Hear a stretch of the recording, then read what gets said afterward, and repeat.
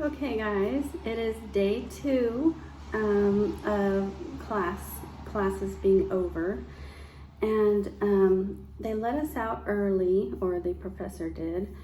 We have a group project that is due on Friday, so we broke up into groups. We did this yesterday too, but every day it's like, oh, the project gets closer and closer. So this morning I dropped foundation onto my shirt, and it's like right in the middle of it. It's like, can I do?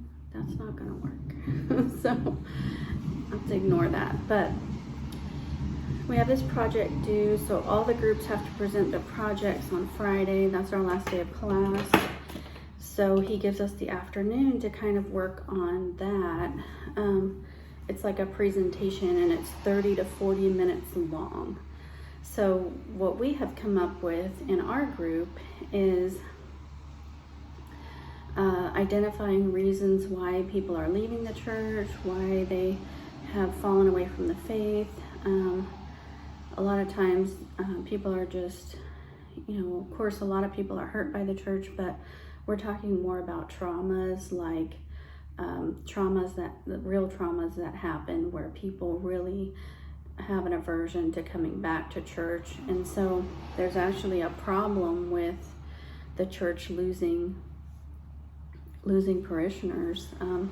There's all kinds of articles online about that, and just in the last maybe 20 years, but the last 10 very much so.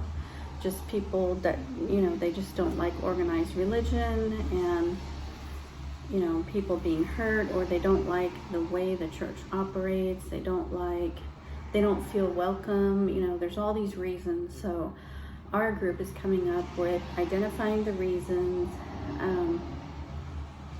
focusing on the trauma ones, and then we're calling ourselves a trauma conscious, I think. Trauma conscious church that knows about all these things, and that we would teach our leadership about it and how to embrace all these people that have the trauma and try to bring them back into the church. So we came up with is we're going to do an actual service as if we are this trauma conscious church. So we're going to have like an order of service. We're going to do a hymn, because one of our group members is in the Doctorate of Pastoral Music. So that's another doctorate that you can get. So we actually have 2 music people in our class. There's 12 of us, and 2 of them are in the pastoral music track. So he's going to do a hymn and lead us in the hymn, and then one of us is going to do a prayer. That'll probably be me, lead us in a prayer, and then do like a whole service. So that's our plan. But we went through what we were going to do today real fast. So we left at like 2:30, and I'm like back at the Airbnb, like, what do I do now? I have a lot of homework to do. But I was just like watching something on TV, thinking, okay, I'm just gonna relax for like an hour, and then I'm gonna start on this homework. Plus I have a book report due Saturday, a 5-page report due that I have not started. So that's my plan tonight, was to work on that and the homework for the presentation. And I'm sitting here, and it rained a little bit, and then it was lightning and thunder, and then boom, electricity went out. So I'm like, oh my God, now I have all this time to do this, and now there's no electricity. So if I use up I can't really be on my laptop, because my laptop, the battery will not hold the charge, so it has to be plugged in for it to work. It'll go out within like 2 minutes. So now I can't do anything on my laptop. I don't really know what to do. I messaged the Airbnb people, and they said they're checking into it, and they said that it's out everywhere. It's not just here. This is like an old house, and there's like 8 apartments in it. There's like 4 upstairs and 4 downstairs. So it's not just this house, but it's like the whole little region here or neighborhood or something. And she said they're working on it, but we all know when electricity goes out, it could be a couple hours, right? So I thought, well, let me go ahead and do this video because it's still daylight and I don't know if I'm gonna have to come back here and be in the dark or what. And I'm like, I need my CPAP machine at night, so I hope it comes back on. But let's just do day 2 of our study. So day 2 was the second module that we did for our homework, for the pre-class work. We did modules, and he gives us specific questions on these books. So it was Visions of Vocation, Common Grace for the Common Good, and Calling All Years Good, Christian Vocation Throughout Life Seasons. This one, it breaks down all of life's seasons. So it starts with childhood and then goes to adulthood, middle adolescence, middle adulthood, and then all the way. I think there's 6 of them. So in our homework, we were supposed to pick one of those stages and write about it and then answer these specific questions. I wrote about our kids because they're in the adolescent stage. So we were supposed to pick 2 stages. So I picked that for them and wrote about it. And then this other book, I actually wrote my 12-page paper on this. It was 12 to 15-page paper, but I couldn't pull anything else out. I barely got 12 pages, but it had to be a certain amount of words, and I went over the amount of words. So I don't know how it was only 12 pages, and I went over the amount of words. I'm not sure how that happened, but so we'll see how that goes. But this is what we mostly talked about today.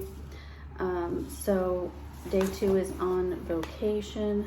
So the whole thing about this book is, what is vocation? How is it defined?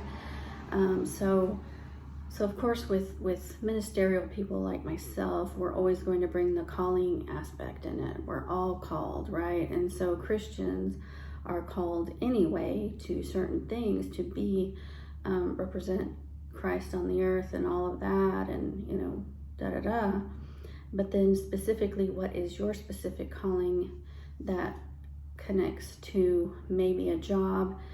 But you could have a vocation even as a volunteer. So that's one thing that came up. So, but I relate it to something that your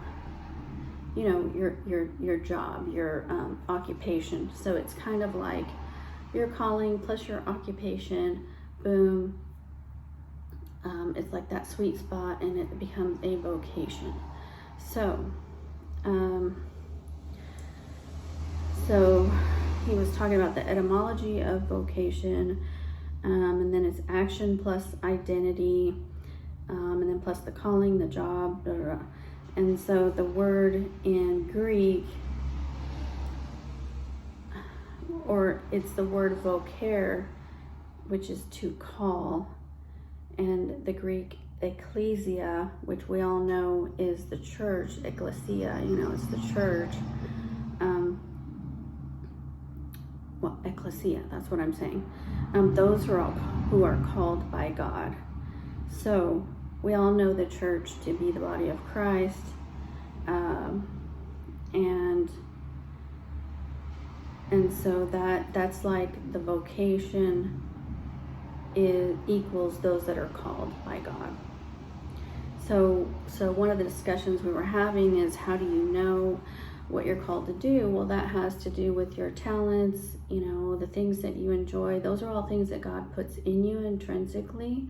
And so self-awareness is kind of a big thing, because you need to be aware, well, what are my giftings? What are the things that I love to do? When do I feel passion? Is it doing this? Is it being an artist and painting? So everybody's is going to be different. And so what I brought up in class is that a lot of people don't pay attention to those things, or they might push them down because, there's a family business and they need their kids to go into that. And so people aren't going to pay attention maybe to what that is, or they might do it on the side, or You know, it might become a hobby. And but if you pay attention, so it takes the self-awareness, and then it also takes discernment, spiritual discernment, to know. So you find out what your giftings are, you discern all of those things, and then boom, you can find your specific vocation that is part of your calling to the world that God has put in you. So we see in Scripture, in the Old Testament, in Genesis, in Isaiah, examples of calling, right? So God called the Israelites, He called the Jews to be, they're His chosen people, and to go out and take that word to everyone else. We're talking about the Gentiles yesterday, so they took it to the Jews and the Gentiles.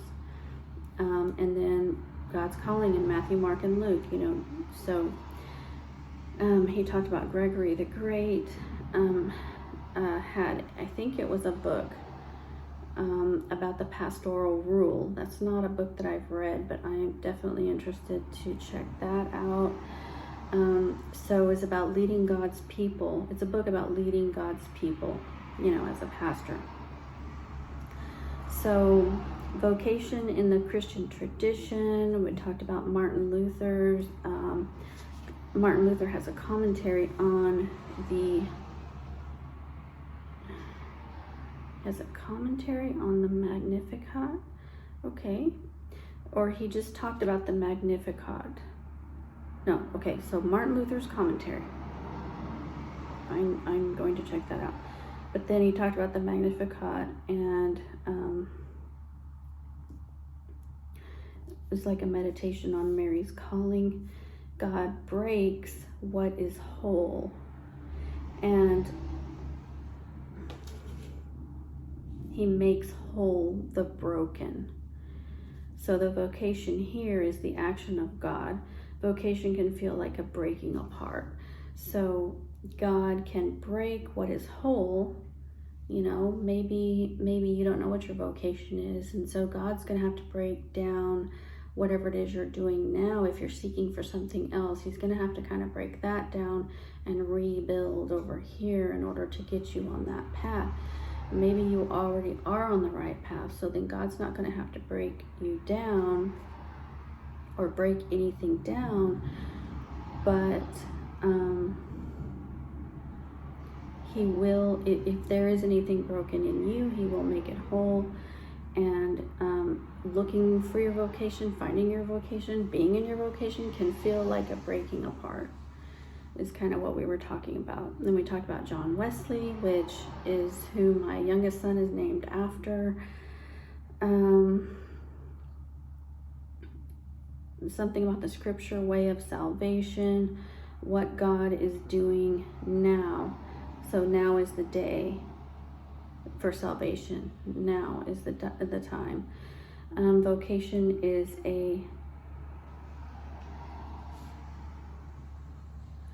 present thing, but changes with time. So vocation can be fluid, like it was with me. So, you know, I started out here, I went to clinical pastoral education, kind of dabbled in chaplaincy a little bit, you know, and then went to hospice, did this, did that, then went to real estate, you know, and came back.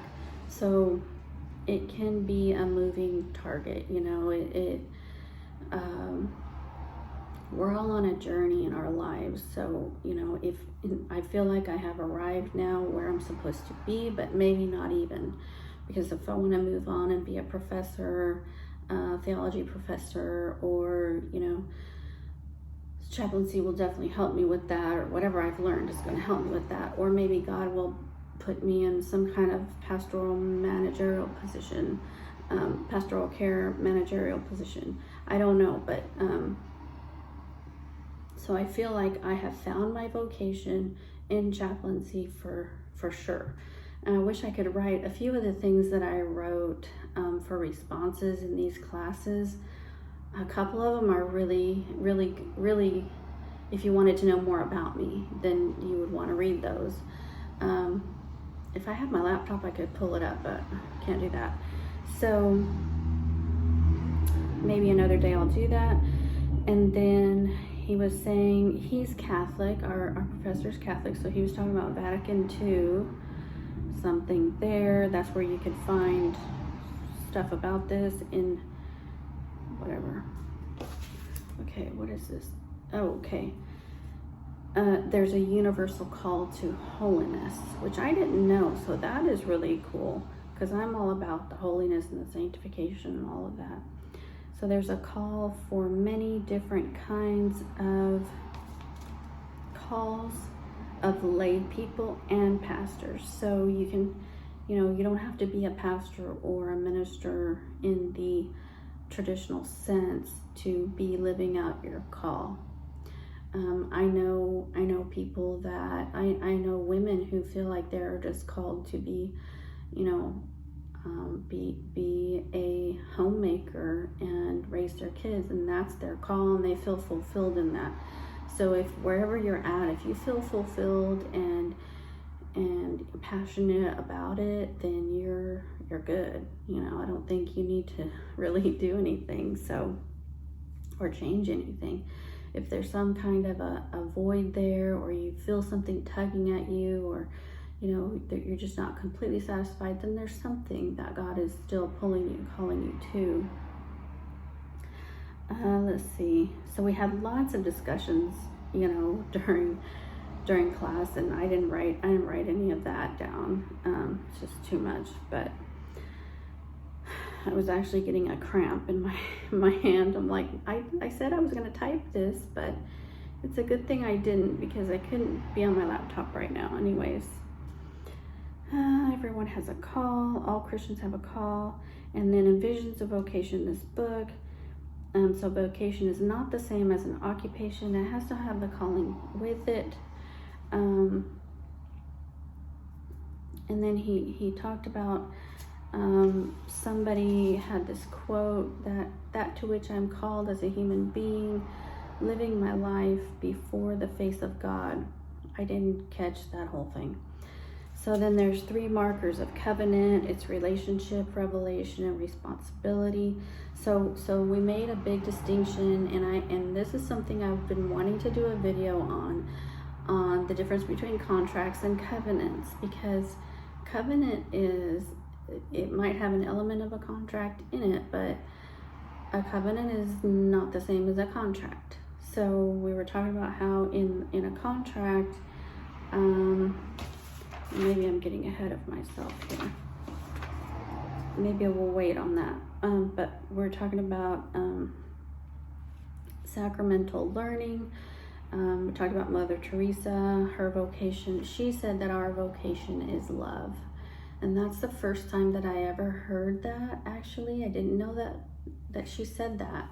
Because if you think about it, then that's a way to bring all of this down into one little concise little nutshell, like God is love. And so, and he reduced the commandments down to the 2 greatest commandments is to love the Lord your God, as with your heart, all your heart, soul, mind. And then the number 2 was love your neighbor as yourself. So it really can be condensed down into love. Because God is love, and everything he does is loving towards us. So if we take that, and that anchors our soul, and everything that we act out of is out of love, a godly love, of course, then the world's problems would just kind of dissipate, would they not? I mean, if we were all acting out of love, there's not going to be a whole lot of problems around. So, Mother Teresa, obviously amazing. I spoke about her a little bit in my paper. And then we talked about how our society is, of course, it's individualistic, but it's a workaholic society. So we're not allowed to be human beings. We have to be human doings, but we are human beings. So I thought that was neat that he said that, because that's something I quote all the time. So, and then yesterday we're talking about the insider versus the outsider, as far as systematic theology goes, but we won't go into that. So it takes, for this vocation thing, it takes awareness and discernment,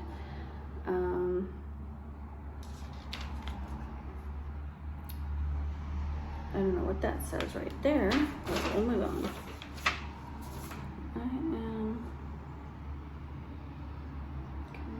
I am complicit. Yes. Okay. So the implication is why do we see ourselves implicated? How and why do we see ourselves implicated in the world? So we had to break up into our groups and talk about these questions and where do we see ourselves implicated. And my personal one was I'm implicated in like being there to at the hospital in my job to be some kind of healing for the hurting or be there for the hurting, you know. And so that's always going to be present, you know, in my occupation and my vocation, I guess. So all those questions. And then we talked about this lady named Simone Weil, who was a Jewish philosopher. You know, yesterday we talked about how philosophy can only take you so far. Theology takes you the rest of the way. So all day, every day, there are both wounds and wonders at the very heart of life. If we have eyes to see, and seeing what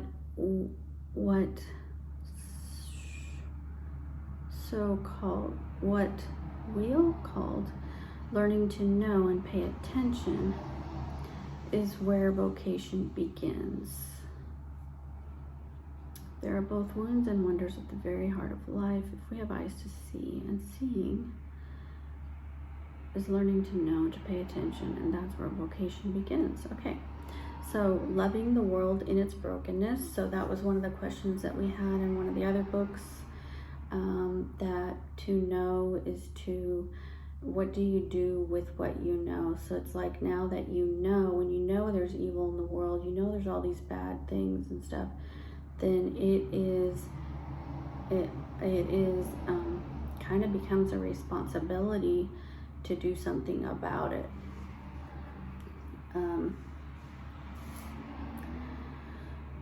Let's see.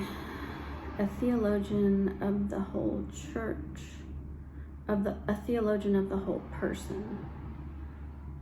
Oh, Augustinian. So he is a Augustinian. So he really likes Augustine, Saint Augustine. The Christian life, he said the Christian life is a life of love and how to love. So Mother Teresa says our vocation is love. Augustine says the Christian life is a life of loves and how to love, and that's basically saying the same thing. So how to love the people that are unlovable, you know, the people we don't want to love, the people that are hard to love, you know.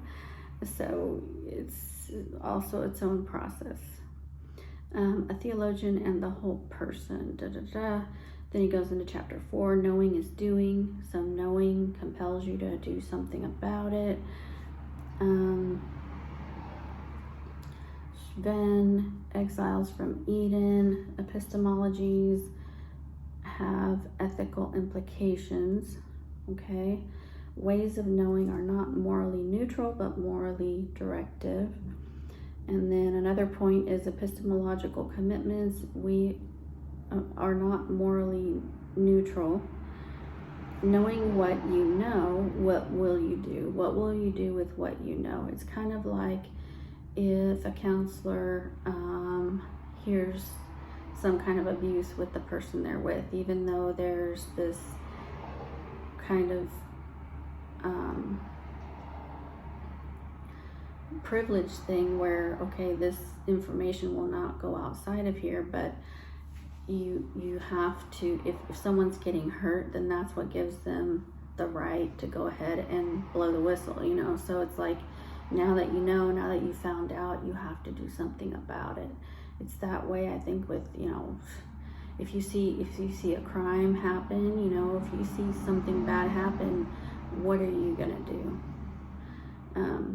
You know, do you want to live with that guilt the rest of your life that you didn't do anything, you didn't help the person, you didn't, you know, or you didn't sound the alarm, or you didn't tell anybody, you know? So it's kind of what we're talking about with this.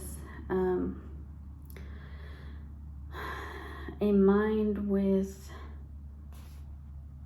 without a heart is nothing. Some rabbi said that. Vocation is innate because we are made in the likeness of God. So now we get to the covenant and contract. So covenant is distinct from a contract. So a contract is going to result in some kind of exchange, right? And then, but a covenant is marked more by a relationship. So when you have a relationship, you have a responsibility. You know, it has all the hallmarks of a covenant when there's relationship and these other things involved. And there is something called covenant epistemology. So we were talking about like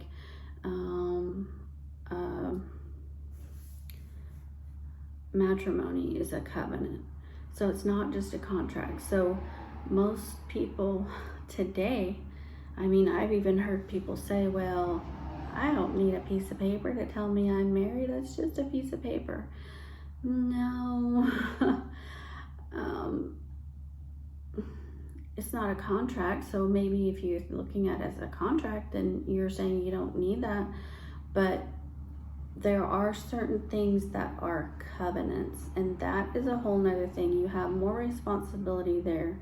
You have more required of you. You have to go another, it's another level. Contract is down here. Covenant is up here. And God made covenants with his people many, many times. And he's still upholding his covenants. So what else here?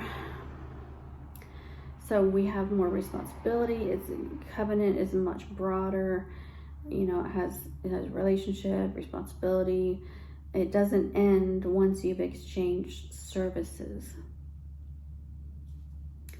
And then the question was posed, do we have ears to hear? Then there's the story of the Israelites. So God is in a covenant with the Israelites, but they're still grumbling against him. I talked about this in another video.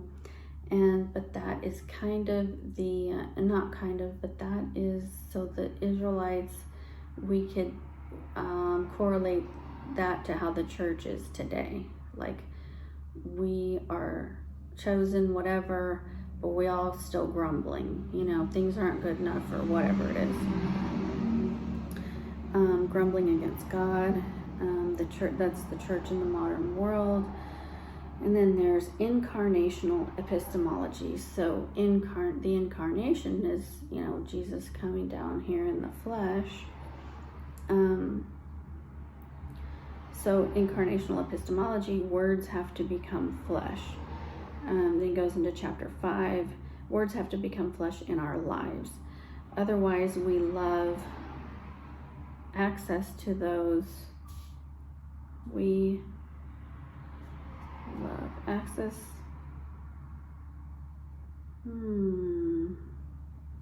Now I can't read any of this. So let's just pass that one up. All humans are looking for meaning, and to whom are we accountable? So we're accountable to God. Vocation embodies calling, living out, loving as God loves. We are called to greater works. We are being made flesh over and over in our calling. I loved that. Somebody brought that up. We are being made flesh over and over in our calling. Chapter 7, the temptations, stoicism and cynicism. So the question was, what are some things that you feel implicated in, but at the same time you feel stoicism and cynicism about? So, lots of things, right? I was saying, and indifferent, and I was saying, I can't really be indifferent about things in my vocation. I don't have that option, but I can be indifferent about things that are not eternal. So for me personally, if something is not Christian, cause or whatever, then I'm going to be indifferent about it. If it doesn't have an eternal significance, I'm probably can be indifferent about it. But the other things that are Christian, that are causes, that are, things we got to pay attention to, and eternal, I will not allow myself to be indifferent about, because I have that responsibility. So it's 3 things: relationship, revelation, and responsibility.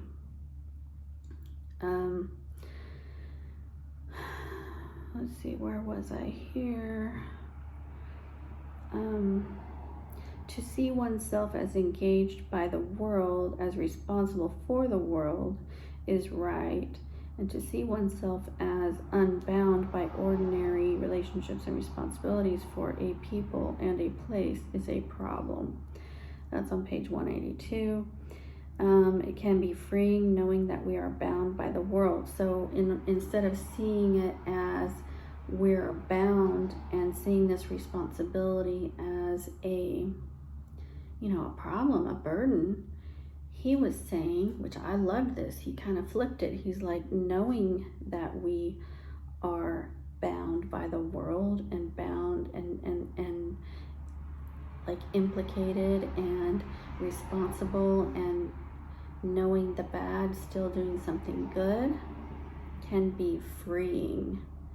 So I loved that, because that just kind of opened my eyes to, yes, instead of looking at all these things like as negatives, we can look at it as positive. That's kind of like we were talking about the Israelites. They were like, God freed them from slavery, but because they were in the wilderness, which had to do with obedience and some other things, and they didn't get to go into the promised land right away. And 40 years is a long time.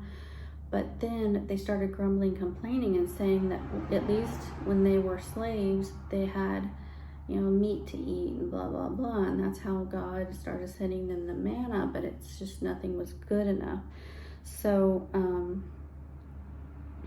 even though they were freed,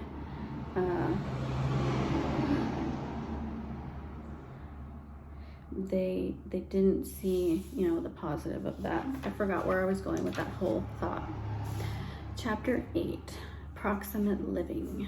So learning to live proximately, proximate to education. And then N.T. Wright said, vocation is holding together the most remarkable joy and most remarkable sorrow, both at the same time. That's a pretty loaded statement, I would say, because just because you're in this great vocation and you found your passion and all of that doesn't mean that there's not going to be any sorrows. I mean, in my vocation every day, there's some kind of sorrow. Somebody's dying, somebody's, heartbroken, all that. So I am passionate about the vocation that I'm in. I'm feeling fulfilled in this, but there's still sorrow. The world is broken, and that's why. So that's why sorrow is always going to be here. And that's what I tell people. It's like, yes, what your idealistic view is correct. That's how things should be. Everything should be perfect and nice, and and it was that way in the Garden of Eden. Then we fell, now it's not, and unfortunately we're living in that time where it's not. And it's not till we leave this life and we are in heaven that it's going to be completely idealistic. It's going to be perfect. Let's see. So the world is broken, and it's just always going to be broken. There's just, as much as we do humanitarian wise and everything else, it's never going to be completely perfect until Jesus comes back and changes everything. Okay, where were we here? But we can't separate ourselves from it. So the world is broken, but we can't separate ourselves from it. We have to live in it. Maybe God is calling us to be present and to care. So that was, someone said that. So we are in this broken world. We can't separate ourselves from it. So we might as well just do everything that we can to help make it better. let's see, no honest person, blah, blah. I don't know what that was. Okay, so then we went on to common grace for the common good. So there's all this talk about what the common good is, but I'm not going to go into that. So there's this quote, none of us are islands. And then we had questions and discussions. Hope is a choice against cynicism. So we're talking about how people can get very cynical in the church and blah, blah, blah. So, but the other side of that is hope. So we need to hang on to hope, or we're going to get cynical, you know. So then this book, Calling All Years Good, that's what we are focusing on now for the rest of the notes. How is vocation encouraged in a community, and how do we help others find vocation? And what is the lifespan of vocation, blah, blah, blah. And so we were saying that in the church and in all these communities that you would think that there was an emphasis on vocation, there really isn't, and that there needs to be more of an awareness about that. There's 6 life phases. So let's see, I tried to write them down. There's 5 things. No, 5 what? Themes? Okay, entering, characteristics, vocation, experience. Okay, we're gonna skip that. Oh no, the 6 life phases I already went into: the childhood, adolescence, younger adult, blah, blah, blah. And then there's communal dynamics. This author is what? Something purpose.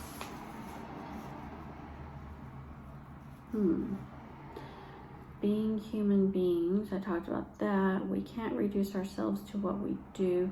So we are more than our occupation. You know, a lot of people find their identity in what they do and all that, but there's more to a human being than just that one thing, right? I mean, I think we all know that.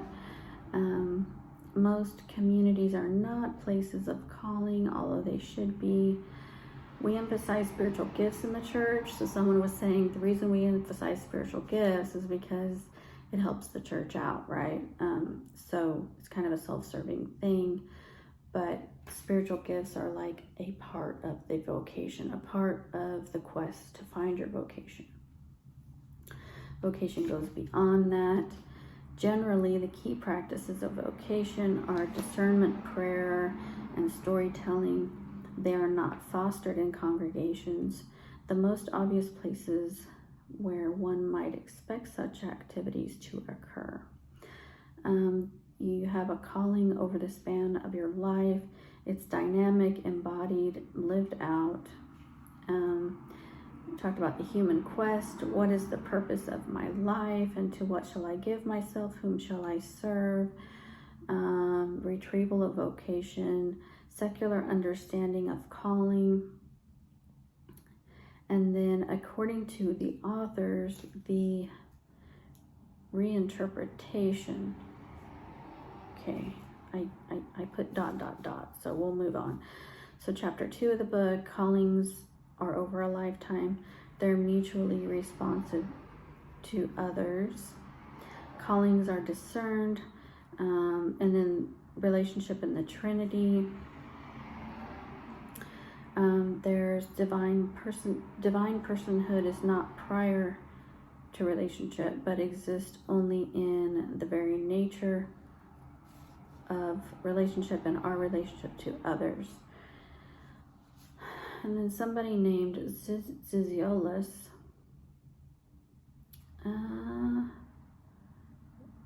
talked about ontology and perichoresis. Okay, moving on to Gregory of Nazianzus, who lived in 329 to 390, said the theological orations and it said that transcendence makes possible our union and communion with each other. We didn't really go into that very much, so I'm not really sure what they're talking about with that transcendence. Our eternal communion with God makes it possible. So activity and context. It was all these quotes from the book. So my finger was hurting, so I wasn't writing all the quotes out. So let me see if I can find some of these quotes to read. Let's see.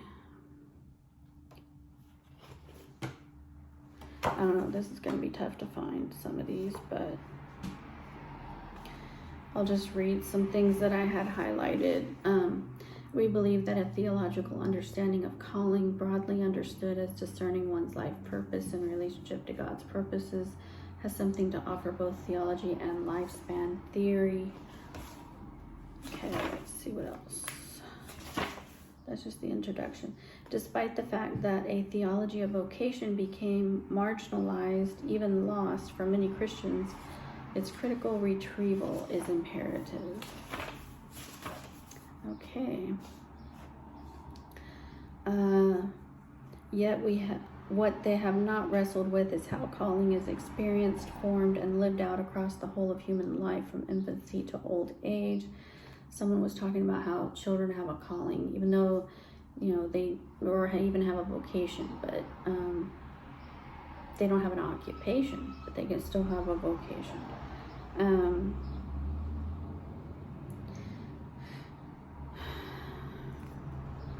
God calls us at the age we are and every age in our lives. So that's a neat quote.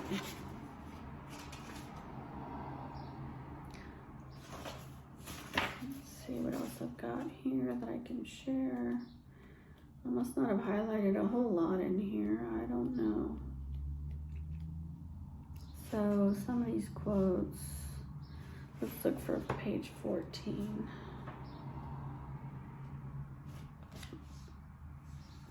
Personhood, divine and human.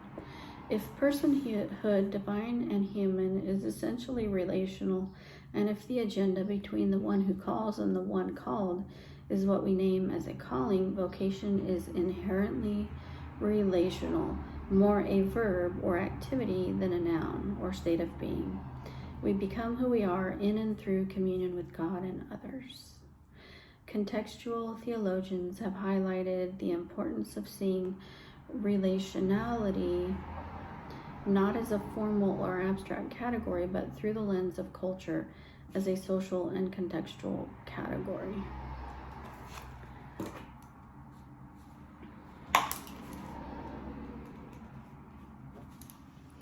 So I think that's pretty good. That's our day 2 of class today, and looking forward to day 3.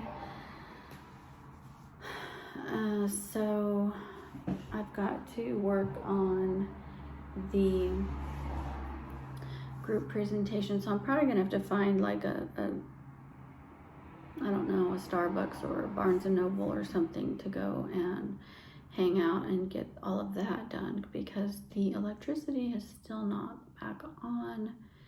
It's been over an hour. So I guess I'll show the rest of the books that I bought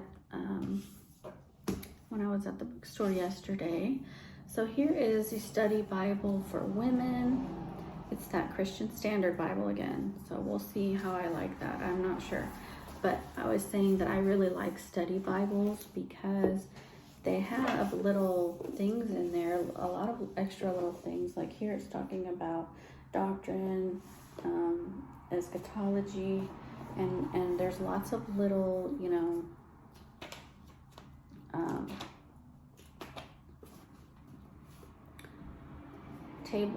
little maps and tables and different things in these Bibles that I love. Like here's a picture, they add things, and there's footnotes and stuff like that, so it makes it easier to study.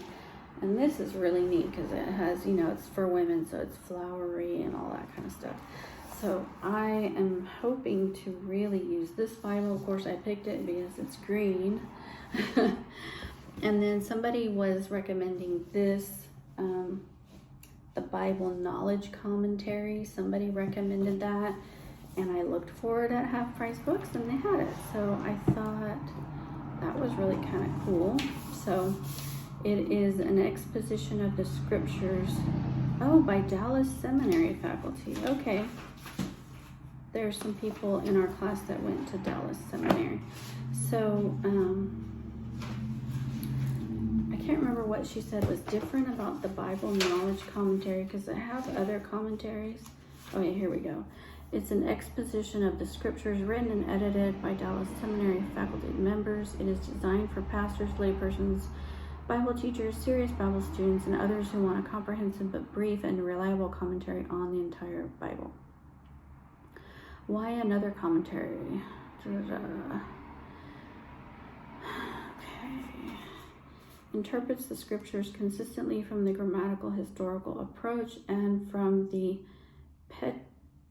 pre-tribulational, premillennial perspective for which Dallas Seminary is well known. At the same time, the authors often present various views of passages where differences of opinion exist within evangelical scholarships. So you look something up and it gives you a commentary on it. So you look up a scripture in here and it tells you the commentary here. And I think you can even look up words in here. So it'll be interesting to use this commentary versus some of the other ones that I have. Not that I use them that much, but I use them a lot when I study, like for videos and things like that.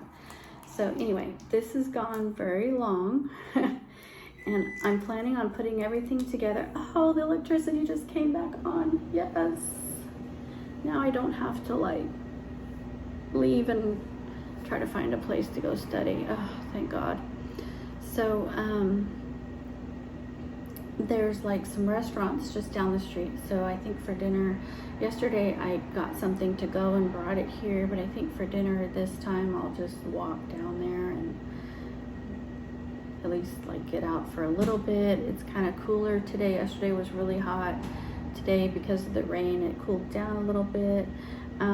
So I don't know how interested you guys are in going over my classes with me, but this really helps me to like just, I don't know, it helps me to go through it all, and it'll be neat to look back on this one day and I can remember everything that I studied. So thanks for going through it with me, and you all take care, and I'll see you in the next video.